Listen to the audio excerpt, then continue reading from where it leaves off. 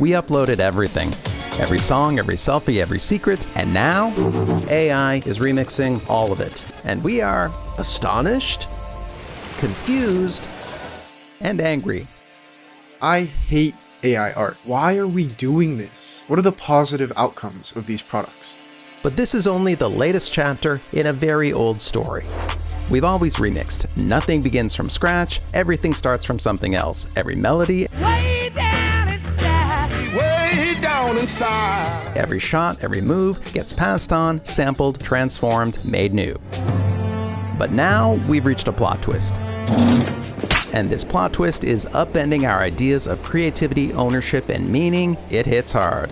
極めて何か生命に対する侮辱を感じます。 Here's what's happening. Every second of every day, machines are remixing everything we've ever uploaded. And now we can tap into our collective imagination and orchestrate it. This is called Generative AI, Gen AI, ChatGPT, VO, Sora, Midjourney, Claude, and a flood of others. Gen AI is simultaneously amazing and so awful. It's useful and exciting. It's also invasive and empty. Welcome to the Museum of AI Art, the museum of the future. Everything here was made by generative AI. This is the AI experience. It's a warp speed journey through wonder and horror. But for better or for worse, AI is the new creative frontier, and it is the terrain we will navigate together. I'll show you the big picture of what's happening, what this means for your creative future, when to embrace these tools, when to resist them. And most importantly, what should we make when we can make anything? Welcome to Infinite Remix.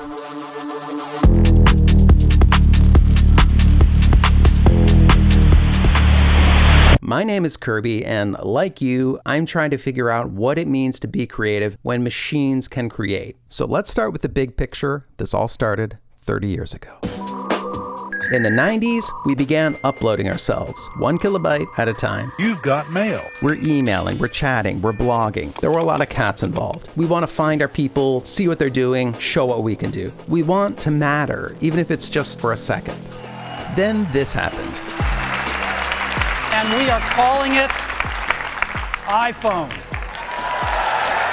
Today, Apple is going to reinvent the phone. Then we get the internet on our phones, and we no longer just go online, we live there. We upload every joke, every opinion, every stray thought. We confess, console, insult, perform, and sell and sell and sell. Anything that's not bolted down becomes data. In just a few decades, we sent hundreds of billions of terabytes, almost the entirety of human expression, upward into the cloud. This was the great upload. It's miraculous. It's monstrous. It's sacred. It's radioactive. We love it. We fear it. It changed us. And for a while, not very long really, it seemed like that was the whole story. We had this endless horizon of human creativity to explore and add to. But then the uploads started to, I guess, dream? This happened because of something called deep learning.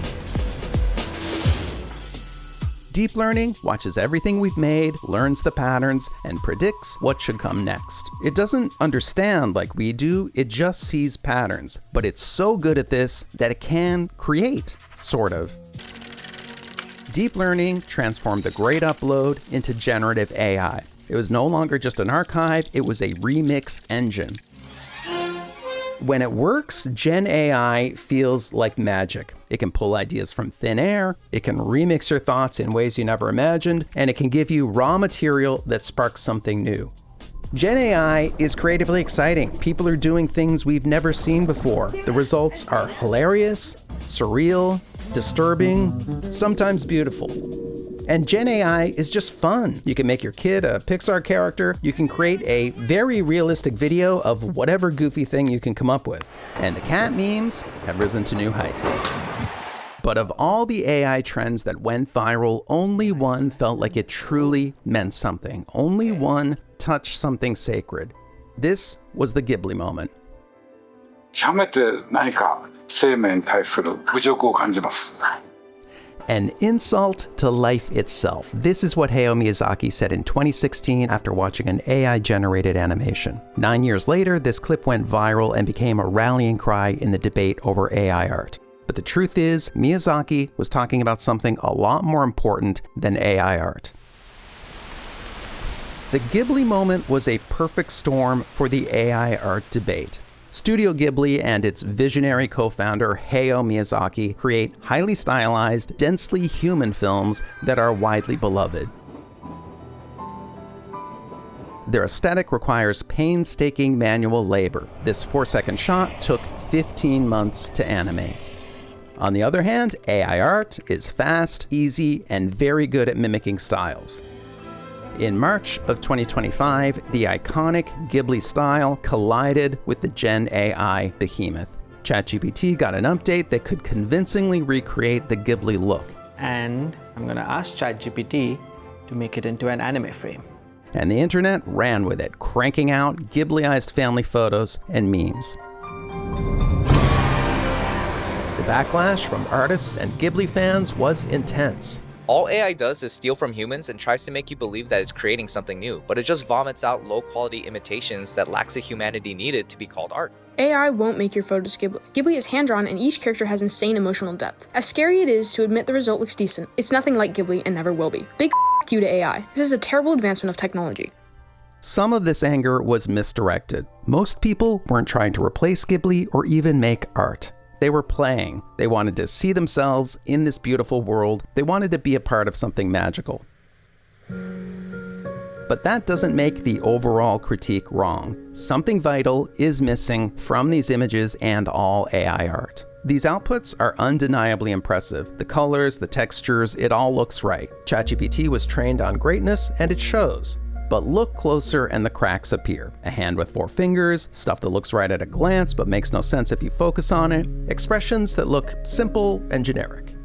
Now contrast this with that 4-second shot from The Wind Rises. Every frame was hand-tuned by Miyazaki himself. Notice that everyone here has a story. A group straining to push a cart over rocks, a panicked horse, a mother shielding her children. In a Ghibli film, everything has purpose, everything has meaning, everything is cared for. And you feel this when you experience their films. You can feel the life of another person. They were here. You can also get this from a great song, from a perfectly designed app, from a meal made by someone who loves you. That sense that a person meant for this to matter. These experiences have depth. You can sense the unmistakable presence of a human soul shaped by their life, their taste, and their search for meaning. AI images don't have depth. They resemble depth. What AI gives you is the average of everything it's seen. And greatness stands out from the average. But even masterpieces have plenty of ordinary parts. Master artists have worked this way for centuries. The Renaissance painter Michelangelo painted the most important parts himself, but assistants filled in less important sections like backgrounds and drapery.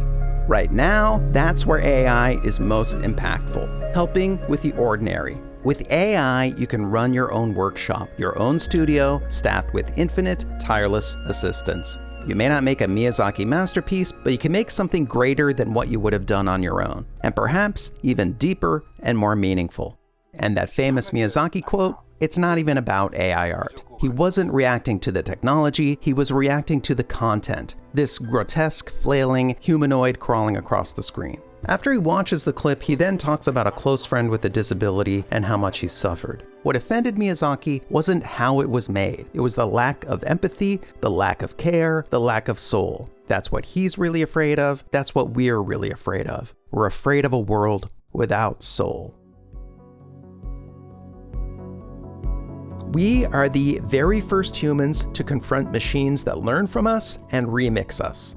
It's a collective existential moment, and whether we're amazed or afraid, many of us are saying the same thing. Yeah, guys, I think we're cooked. But to me, human creators seem very far from done. I use Gen AI more in this video than I ever have before, and it is light years from replacing me. Even this is mostly me in a garage. It's my voice based on video of me. What AI actually did was change how I work.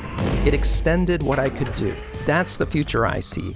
A collaboration, a blend of human and machine where AI handles the ordinary and we bring the extraordinary. What we all need to do is something bold. Let's see AI as it is. No panic, no hype. Let's start to unpack what AI really can do and use it to make work that matters. But oh my God. Hi everybody, if this resonated with you and you want to keep going, I've got just the thing. I am running a 5-week cohort class called Infinite Remix Live, as well as a one-time 3-hour workshop. These are all about using Gen AI tools like the brand new ChatGPT 5, Claude, Midjourney, VO, and more to work faster and smarter while keeping your human voice at the center. These classes are for creative professionals, marketers, educators, filmmakers, artists, and the creatively curious. All the links are below. Hope to see you there.